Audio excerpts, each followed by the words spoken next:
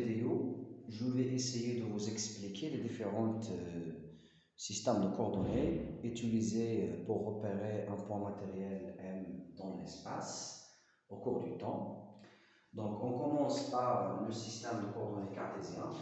Donc, X, Y, Z. Alors voilà, ça c'est un système de coordonnées cartésien. Alors toujours, il est relié, un système de coordonnées est toujours relié à un repère. Alors le repère, c'est le repère de coordonnées cartésien. Il est constitué par une origine, un point origine O, et le vecteur de base. En général, c'est I, J, K.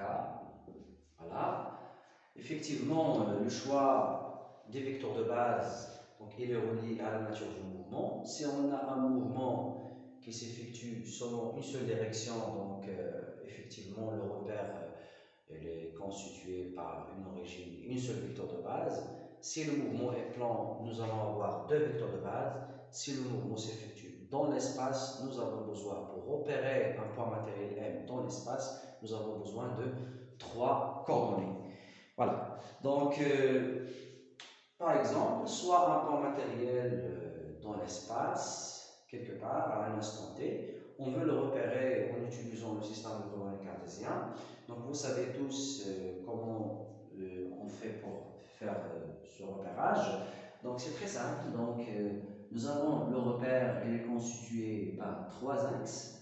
Donc, le repère il est en général orthonormé. Ortho, ça veut dire les différents vecteurs de base, ils sont perpendiculaires. Normé, c'est-à-dire leur norme égale à 1.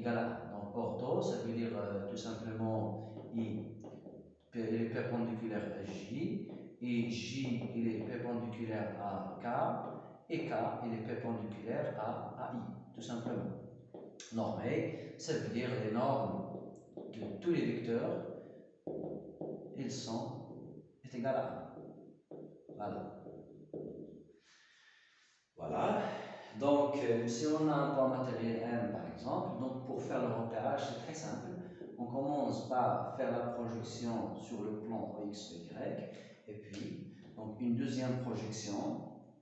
Donc, voilà la coordonnée, la première coordonnée c'est X, la deuxième coordonnée Y. Voilà. Et la troisième coordonnée Z. Voilà.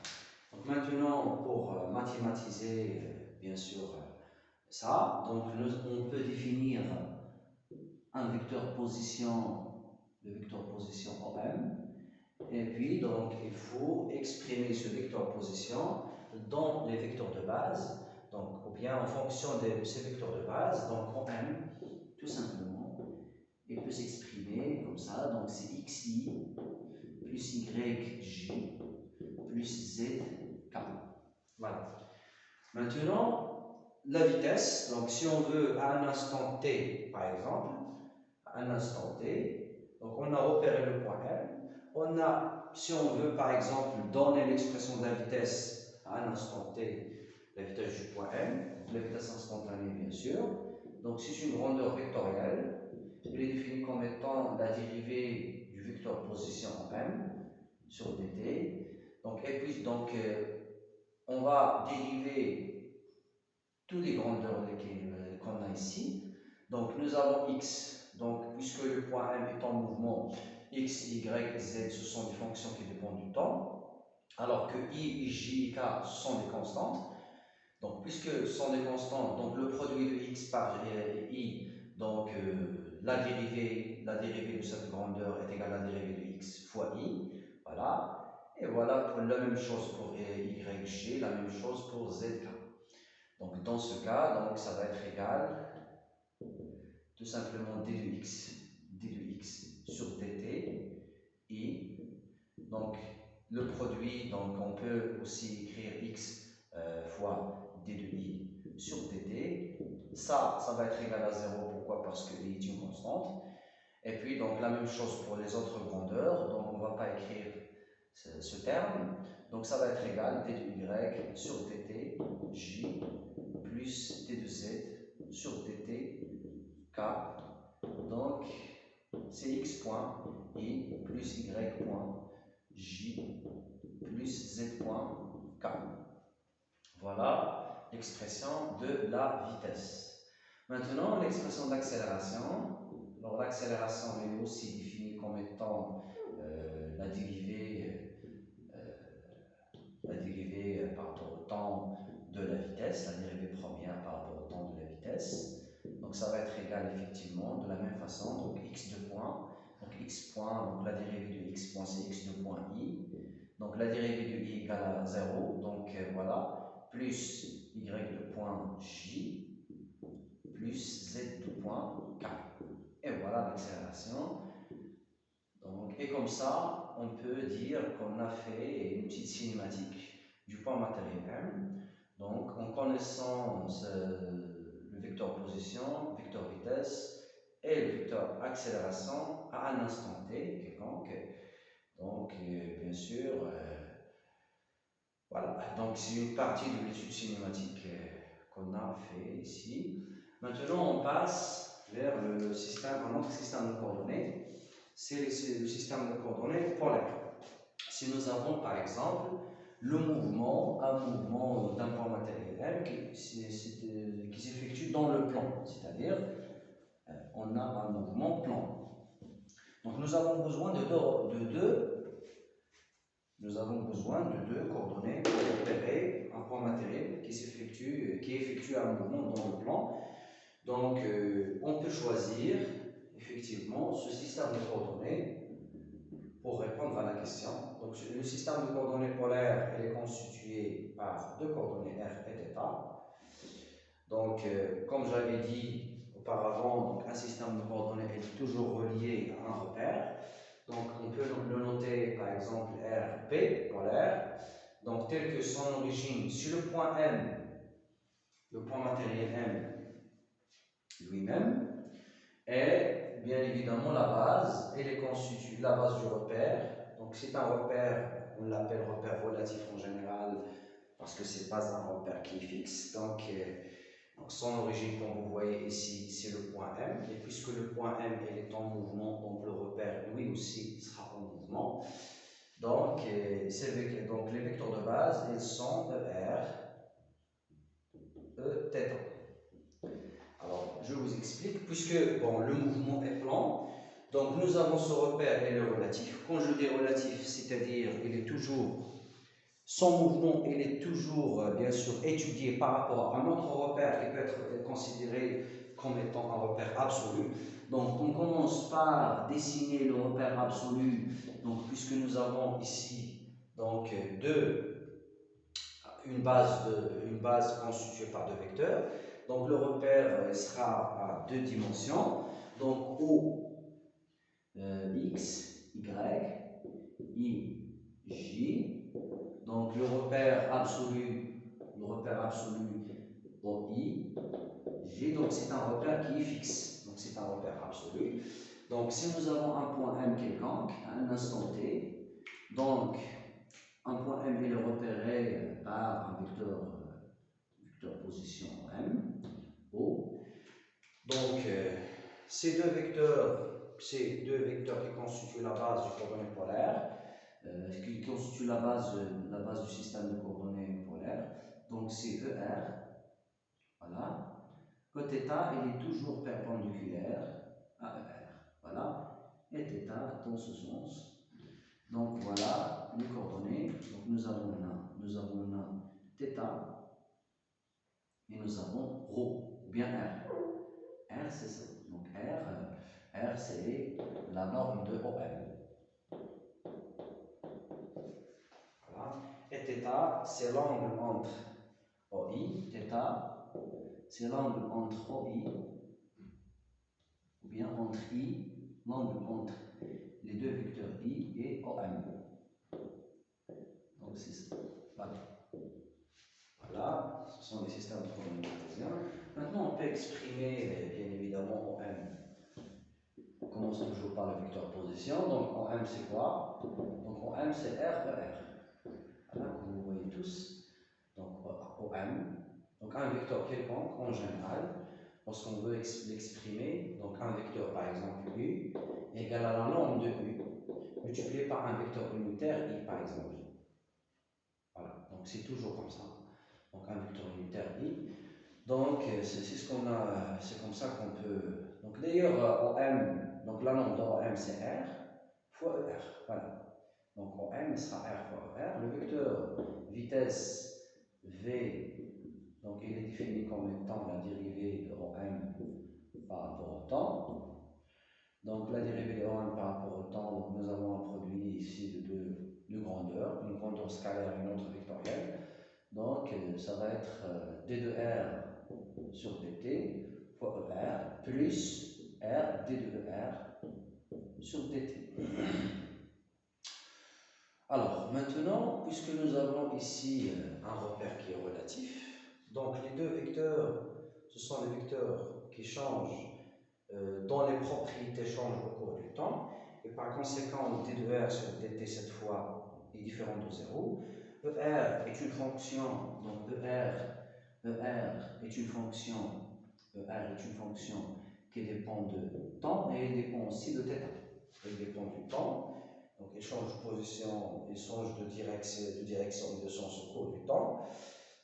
Elle dépend de θ. Pourquoi? Parce que si θ change, la direction et le sens de ER changent. Et par conséquent, d de ER sur dt, donc elles sont bien sûr bon, d de R sur dt, or d de ER sur dt égale à d de ER sur d de θ fois d de θ sur dt. Voilà. Donc en remplaçant, donc avant de remplacer, on peut calculer ça. Donc c'est d de θ sur dt c'est égal à θ point. D de ER fois d de ER sur d de θ. Alors, donc on peut toujours énoncer cette propriété qu'on va exploiter ici. Donc d de R, la dérivée d'un vecteur par rapport à un angle, est égale à un autre vecteur, est égale à une vecteur qui est perpendiculaire, est égale à un vecteur perpendiculaire à ce vecteur. C'est bon. Donc si on a, par exemple, si on a U, un vecteur U, par exemple, qui effectue un angle alpha, par exemple, dans une direction, on effectue un angle alpha, et puis nous avons, donc si on veut calculer la dérivée de ce vecteur. Donc on a alpha, donc on veut calculer la dérivée de ce vecteur par rapport à alpha. Donc la dérivée de ce vecteur par rapport à alpha est égale à un autre vecteur v qui est perpendiculaire à ce vecteur. Voilà. De le même sens, bien sûr, dans le même sens que alpha. Vous savez qu'un angle, bien évidemment, il est orienté, donc dans le même sens que alpha. Voilà. Donc voilà.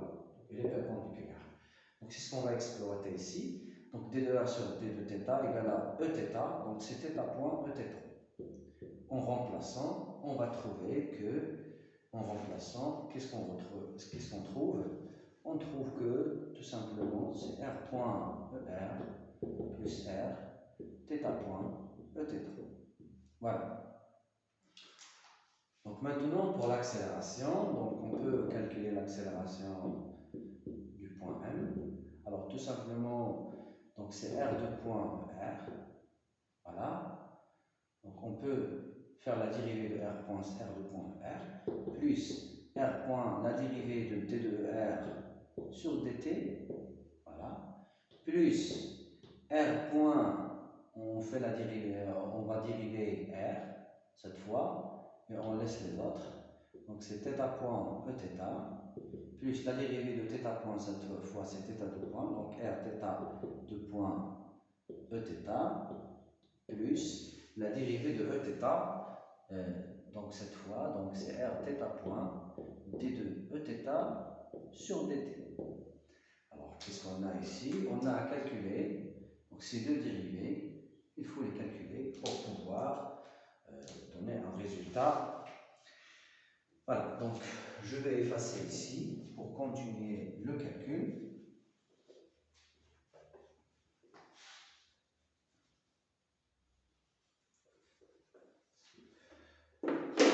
Donc, ces deux grandeurs elles doivent être calculées.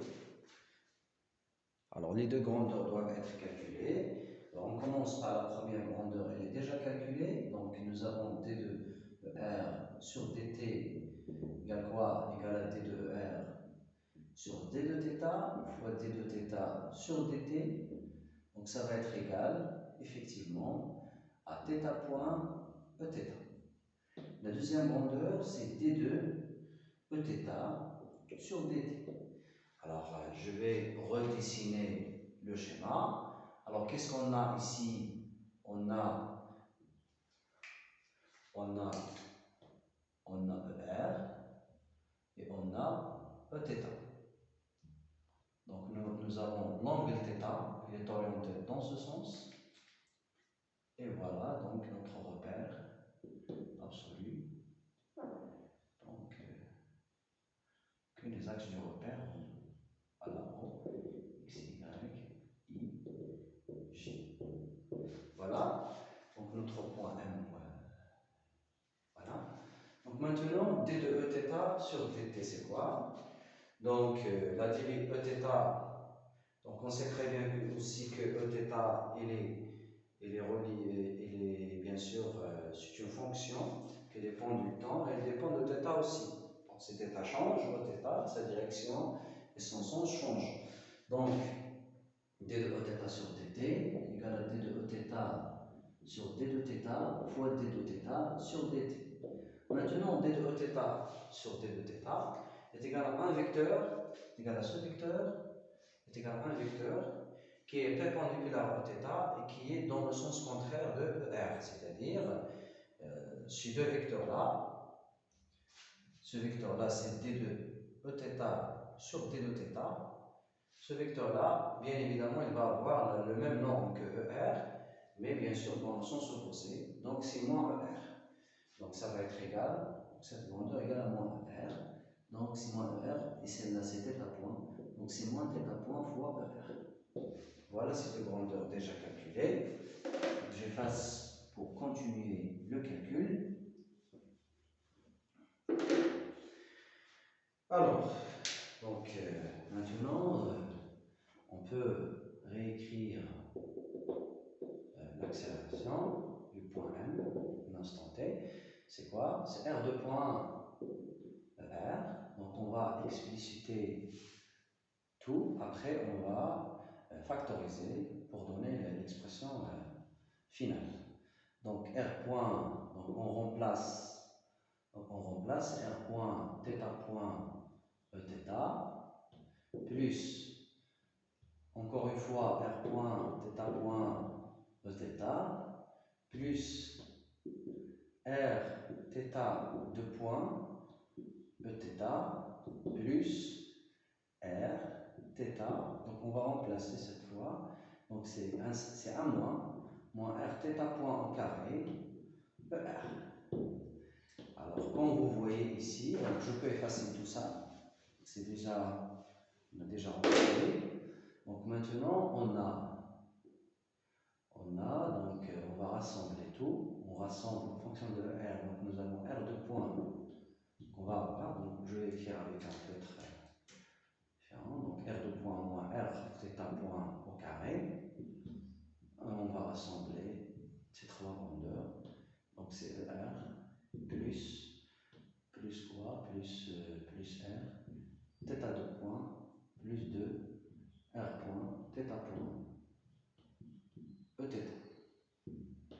Et voilà l'expression de l'accélération dans le cas des coordonnées polaires. Maintenant, si nous avons bien évidemment un mouvement qui s'effectue dans l'espace, c'est bon? Donc, dans l'espace, on peut utiliser les coordonnées cylindriques pour repérer ce point. Donc, si nous avons un point qui effectue un mouvement hélicoïdal par exemple, un mouvement hélicoïdal, donc c'est un mouvement dans l'espace, donc on peut repérer ce point en utilisant un système de coordonnées cylindriques. Alors, le système de coordonnées cylindriques, bien sûr, c'est quoi? Il est constitué par deux coordonnées polaires, R et θ, plus la troisième coordonnée, c'est Z. Donc tout ce qu'on a fait jusqu'à maintenant, donc dans le cas des coordonnées cylindriques, on va le refaire, bien sûr, donc on refait tout ce qu'on a fait, Donc, on va ajouter la troisième coordonnée, c'est Z. La coordonnée Z. Donc, le système de coordonnées cylindrique, donc il est constitué par trois coordonnées R, θ et Z. Alors, le repère, effectivement, c'est un repère qu'on peut appeler RC, cylindrique, et bien sûr, son origine, c'est le point M, donc, et par conséquent, le repère RC, il est mobile. C'est un repère qui est relatif. Donc, toujours lorsqu'on étudie le mouvement par rapport à un repère relatif, donc ce repère, il effectue un mouvement par rapport à un repère absolu. Donc, qui dit relatif, ça veut dire par rapport à quoi? Donc, nous avons un repère absolu qui est fixe. Donc, qui sera dans ce cas un repère constitué par une origine, une base qui est fixe. C'est le repère de cartésien. Donc, M, M, ER, donc les vecteurs de base, qui sont des vecteurs mobiles aussi, ER, Eθ, et bien sûr K, bien EZ. K, bien EZ. Voilà. Donc, on va dessiner le repère, d'abord le repère absolu. Voilà. R, O, I, J, K. Voilà. Donc, X, Y, Z, I, J, K. Bon, l'origine O. Si on a un point matériel, par exemple M, à un instant T, donc se trouve ici, on veut le repérer en utilisant les coordonnées cylindriques. Alors, bien évidemment, ce plan-là, on va tout d'abord faire la projection du point M sur ce plan, et puis dans ce plan, on va effectivement utiliser les coordonnées polaires pour repérer la projection du point M sur ce plan à cet instant. C'est très simple, vous allez voir. Donc la projection, c'est ici par exemple un point prime. Et dans ce cas, c'est très simple. Donc on peut repérer la projection du point M par la coordonnée, par ces deux coordonnées polaires R et θ. Voilà. Bien sûr, la troisième coordonnée, on a déjà définie. La troisième coordonnée dans ce cas, c'est Z. Z. Coordonnée Z. Voilà. Donc, R, θ, Z. Donc, c'est très simple. Maintenant, pour exprimer, on commence par exprimer le vecteur position en M. Donc, le vecteur position en M, c'est celui-là, en M, un instant T. Donc, le vecteur position en M, c'est quoi? C'est égal, tout simplement, c'est R, ER. Voilà. Plutôt, c'est R, ER. Donc, ce vecteur-là, en M, donc, on peut démontrer ça. Donc, OM est égal à quoi? Donc, on peut faire la relation de Chasles. Donc, OM, c'est OM' plus M'. Alors, OM' c'est quoi? Tout simplement, donc c'est RER. Donc, voilà, donc le vecteur, donc ER, c'est ça, ER. Donc, Eθ, il sera toujours perpendiculaire. Et K, bien évidemment. Voilà ces trois vecteurs de base. RER plus M'M. M'M, c'est quoi? C'est ZK. ZK.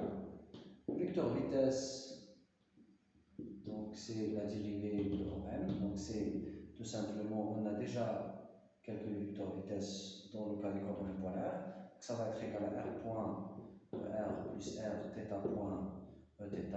Tout simplement, on va ajouter cette fois Z point K. Et le vecteur accélération sera de la même façon. Donc, on a déjà bien évidemment démontré le vecteur accélération. Donc, de la même façon, on peut montrer tout ce qu'on a vecteur d'accélération, c'est tout ce qu'on a écrit auparavant dans le cas des coordonnées polaires, plus z de point k. C'est bon, donc c'est tout. Bien sûr, ça serait tout dans le cas des coordonnées cylindriques. Alors, si vous voulez bien, donc vous pouvez refaire le même calcul qui est déjà effectué auparavant. Bien, vous allez ajouter z de point k. K est un vecteur de base, k il est fixe, et par conséquent, donc z de point k, et puis la dérivée de k égale à 0, donc c'est z de point k. Voilà. Dans le cas des coordonnées, cylindriques, maintenant pour les coordonnées sphériques, je vais bien sûr laisser la partie des coordonnées sphériques dans la prochaine vidéo. La prochaine vidéo, je vais vous expliquer en détail les coordonnées sphériques, le vecteur vitesse, le vecteur position, le vecteur vitesse et le vecteur accélération. Donc, merci pour votre attention et rendez-vous à la prochaine vidéo, Inch'Allah.